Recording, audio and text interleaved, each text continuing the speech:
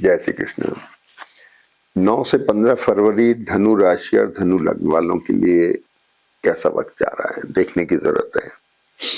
हमारा channel subscribe करिए और इन ग्रहों के खास चीजें जानिए जिससे आप उनका भरपूर फायदा उठा सकते हैं। धनु राशि इसलिए भी महत्वपूर्ण है कि इस बार चंद्रमा जो है वो धनु राशि के ऊपर से निकल रहे हैं। तो सबसे बड़ी बात क्या है कि धनु राशि जो है शनि गुरु को देखने से बहुत एक्सप्लोरिंग है। आपके लिए जितना अच्छा वक्त है मेरे ख्याल में शायद जून के महीने तक, जब तक कि चंद्रमा गुरु मिथुन राशि में है, और खास तौर पे 12 मार्च के बाद जब मार्गी हो जाएंगे, रेपुटेशन दे रहे हैं, प्रेस्टीज दे रहे हैं, मान सम्मान दे रहे हैं, मैरिटल और बिजनेस रिलेशनशिप स्टेबल कर रहे हैं, क्या चाहिए। बहुत अच्छा वक्त है, इसका फायदा उठाइए। तो लग्न या राशि के ऊपर शनि गुरु और केतु दृष्ट हैं। केतु का कैरेक्टर यहाँ थोड़ा सा एक्यूट है लेकिन प्लीजेंट है। राहु वर्गोत्तम में है, केतु वर्गोत्तम में है, तो केतु का कैरेक्टर प्लीजेंट हो गया। बुध शुक्र ने उसे प्लीजेंट बना दिया, ग्लैमरस बना दिया। इसकी दृष्टि केंद्र पर है तो भाई कुल भी है, लेकिन कफ कोल्ड और टूथ प्रॉब्लम का तो आपको ध्यान रखना पड़ेगा। बाकी मंगल और केतु जो हैं, केतु जो लग्न पर दृष्ट है, तो मंगल की दृष्टि बुध की दृष्टि से केतु थोड़े तीखापन आ गया है। जैसे पालतू कुत्ते से खेलते हैं तो कभी कभी खरोंच लग जाती है नाखूनों की, वैसे पाप ग्रह थोड़ा बहुत असर कभी देते हैं। तो थायराइड, शुगर और ब्लड प्रेशर के पेशेंट्स को यहाँ ध्यान रखना है, क्योंकि मंगल थोड़े अस्त भी चल रहे हैं, सूर्य के साथ हैं, अस्त हैं। दूसरे स्थान पर सूर्य मंगल हैं, थोड़ा सा ध्यान रखने की जरूरत है। आप बोलने में थोड़ा ध्यान रखें, एक्सपेंसेस का ध्यान रखें और थोड़ा अपने काम को संभालने की कोशिश करें, ये खास बात हो गई। दूसरी बात, राहु बुध और शुक्र ये कॉम्बिनेशन इस समय सबसे ज्यादा स्ट्रांग चल रहा है, और मैं इसी की चर्चा करूंगा मेनली। शनि और मंगल की वजह से कॉम्बिनेशन बहुत स्ट्रांग है। बुध यहाँ पर अस्त हैं, शुक्र अस्त हैं। कफ कोल्ड टूथ प्रॉब्लम के लिए मैंने बोल दिया, प्लीजेंट है, भाग्य में वृद्धि हो रही है। राहु स्ट्रांग है, राहु गुरु पर दृष्ट होके मैरिटल और बिजनेस पार्ट पे थोड़ा डिससेटिस्फेक्शन तो ला रहे हैं, लेकिन उसे स्टेबल मोड दे रहे हैं। पेट की संबंधित समस्या हो सकती है, स्पाउस की हेल्थ का ध्यान रखना है। राहु जहां जहां देखेंगे बुध शुक्र का इन्फेक्शन साथ चल रहा है, कफ कोल्ड टूथ प्रॉब्लम का ध्यान रखना है। केतु पर दृष्ट है, लाभ स्थान पर दृष्ट है, अच्छी पोजीशन है। बुध स्ट्रांग हो रहे हैं, जो मैरिटल बिजनेस रिलेशनशिप प्रोफेशन के कारक हैं, बुध स्ट्रांग है। शुक्र लाइबिलिटीज के कारक हैं, तो ध्यान रखना है। इन्वेस्टमेंट्स का विशेष ध्यान रखना है। और इसके बाद में आपकी लोकेशन को लेकर के, एसेट में रिशफल को लेकर के शनि आपको चेंज कर रहे हैं। मंगल पंचम भाव पर दृष्ट है, अपने ही स्थान पर, केतु भी वहीं पर है। सब कुछ प्लीजेंट है, अच्छा है। हल्का तीखापन आ सकता है, या तो आप जैसे बहुत ज्यादा हेक्टिक शेड्यूल हो रहा है, बहुत बिजी हो रहे हैं, थोड़ा तीखा इरिटेशन आ रही है। संतान पक्ष की सेहत का ध्यान रखना है।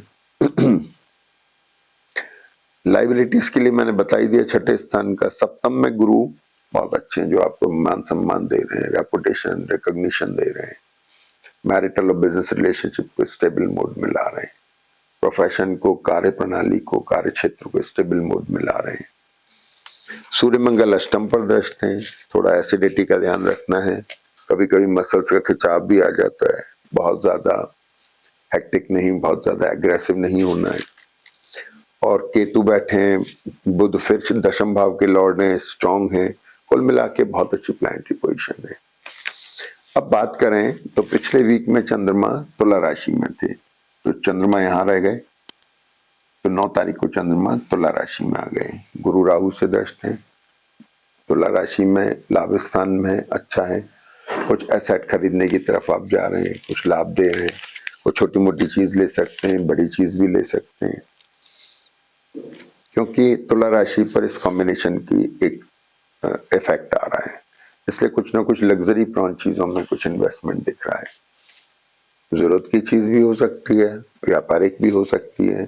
शेयर मार्केट में, एनसीडीएक्स में जो लोग काम करते हैं, लग्जरी प्रॉन बाइंग होती है, इस पर भी ध्यान कर सकते हैं।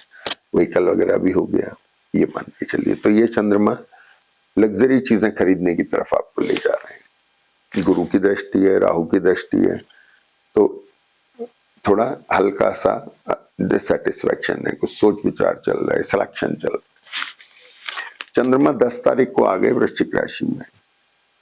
चंद्रमा जब वृश्चिक राशि में आते हैं, छठे भाव पर दृष्टि है, अष्टमेश है, ट्रेवल करा सकते हैं। जो सोच विचार कर रहे थे अब खरीदारी की तरफ जा रहे हैं। ये जो पूरा कॉम्बिनेशन है, ये जो असर कर रहा है, और चंद्रमा जो है आपको ट्रेवल करा रहे हैं, एक्सपेंडिचर ला रहे हैं, एसेट में रिशफल कर रहे हैं। इस चंद्रमा के राहु बुध शुक्र का कॉम्बिनेशन बल प्रदान कर रहा है। सूर्य मंगल भी उसको इफेक्ट कर रहे हैं, इसलिए उसमें एग्रेशन है। तो चंद्रमा दोबारा से कहूंगा ट्रेवल करा सकते हैं, एक्सपेंडिचर करा सकते हैं या करा रहे हैं। तो 10 के बाद में देखेंगे तो 10 तारीख को मंगल कर्क राशि में कर्क नवांश में आ गए। तो इसका लॉर्ड मंगल जो उच्च राशि में चल रहा था, नवांश में जाके कर्क में चले गए। ऐसा कोई बहुत ज्यादा फर्क नहीं पड़ेगा, सूर्य के साथ मंगल अभी भी मजबूत है, थोड़ा सा उसकी पोटेंशियल में थोड़ी कमी आती है, बाकी वैसे मोटे ठीक है। 11 तारीख को चंद्रमा वर्गोत्तम में है, वृश्चिक राशि में, द्वादश भाव में ही। वर्गोत्तम चंद्रमा अच्छा होता है किसी नई शुरुआत के लिए, नए टाई अप्स के लिए, नई मीटिंग्स के लिए, कुछ मुहूर्त वगैरह करना, उसके लिए वर्गोत्तम का चंद्रमा अच्छा होता है जो स्टेबल हो जाए। आपके केस में एसेट लिक्विडेशन, ट्रैवल, ये सब चीजें हैं। इसके बाद में 11 तारीख को ही खास घटना ये हुई कि बुध वर्गोत्तम में आ जाते हैं। तो वर्गोत्तम में बुध क्या हुए कि दशमेश और सप्तमेश लॉर्ड हुए, दोनों ही हाउस बहुत इंपॉर्टेंट है। राहु के साथ बैठ के ऑलरेडी स्ट्रांग है, शनि मंगल ने उसको मजबूती दे रखी है, शुक्र के साथ प्लीजेंट है, ग्लैमरस है। तो मैरिटल, बिजनेस रिलेशनशिप, आपका प्रोफेशन, आपका कार्य क्षेत्र सब स्ट्रांग हो गया, बहुत अच्छी पोजीशन है। तो ये आपको मजबूती दे रहे हैं, नई चीजें आ रही हैं, नई चीजें एक्सप्लोर हो रही हैं, बेटर कर रहे हैं, ठीक है ना। भाग्य के ऊपर इसकी दृष्टि होकर भाग्य कारक है। अब ये हुआ कि 12 तारीख को चंद्रमा धनु राशि में आ गई। ये सबसे इंपॉर्टेंट पोजीशन आपके लिए हुई इस महीने की, जिस पर शनि और गुरु केतु की दृष्टि उसे बहुत एक्सप्लोर कर रही है। तो एसेट जो थे आपके बन रहे हैं, खरीदारी हो रही है, कुछ ना कुछ एसेट खरीद रहे हैं, व्यापार से संबंधित हो गए, घर बार के संबंधित हो गए, ये चीजें इसमें आ रही है। गुरु और चंद्रमा की दृष्टि हो गई तो एसेट में रिशफल हो गया। शनि चंद्रमा की दृष्टि चंद्रमा को रीडिफाइन कर रही है। तो कभी कभी हम अपने एसेट को लेकर के पुनर्विचार करते हैं, कभी लोकेशन को लेकर पुनर्विचार करते हैं, तो अपनी पोजीशन को लेकर हम पुनर्विचार कर रहे हैं, कुछ कमी क्यों है, इस तरह की चीजें हो गई। लेकिन केतु की दृष्टि, कफ, कोल्ड और टूथ प्रॉब्लम का ध्यान रखना है। इसके बाद में 13 तारीख ये इंपॉर्टेंट हुई जब सूर्य कुंभ राशि में आ गए। सूर्य यहां से हट गए, कुंभ राशि में आ गए, राहु के साथ हैं। राहु के साथ सूर्य अगर बहुत ज्यादा करीब नहीं है तो बहुत अच्छे भी हैं। सूर्य आपके भाग्य को देख रहे हैं, भाग्य में वृद्धि कर रहे हैं, रिकॉग्निशन दे रहे हैं। गुरु से दृष्ट होकर कॉर्पोरेट सेक्टर, गवर्नमेंट सेक्टर के लिए बहुत फायदेमंद है। व्यापारी जो गवर्नमेंट या बड़े कॉर्पोरेट ग्रुप से काम करते हैं उनके लिए बहुत अच्छे हैं। अच्छे मैरिटल रिलेशन जो गवर्नमेंट कॉर्पोरेट से रिलेटेड है वो आ रहे हैं। नई पॉसिबिलिटीज आ रही हैं आपके प्रोफेशन को लेकर के। ये सूर्य का करेक्ट हुआ जो भाग्य में वृद्धि कर रहे हैं। सूर्य भाग्येश होके प्लीजेंट है शुक्र बुध के साथ में, खूबसूरती आ रही है, अच्छापन आ रहा है, प्लीजेंट आ रहा है। मंगल शनि ने सूर्य को स्ट्रांग किया हुआ है, तो फिर भाग्येश अब इसके साथ स्ट्रांग हो गया, तो विदेश से संबंध जिनके हैं कामकाज को लेके, नौकरी पेशे को लेके, उनके लिए फायदेमंद है। विदेश के लिए बहुत अच्छा समय है ये। और इसके बाद में फिर 15 तारीख को चंद्रमा मकर राशि में आ गए। तो चंद्रमा मकर के साथ आ गए। सबसे पहली बात तो ये कि एक्यूट एसिडिटी का ध्यान रखना है, उसकी वजह से पेट में कहीं दर्द हो सकता है, बाएं पैर में खिंचाव आ सकता है।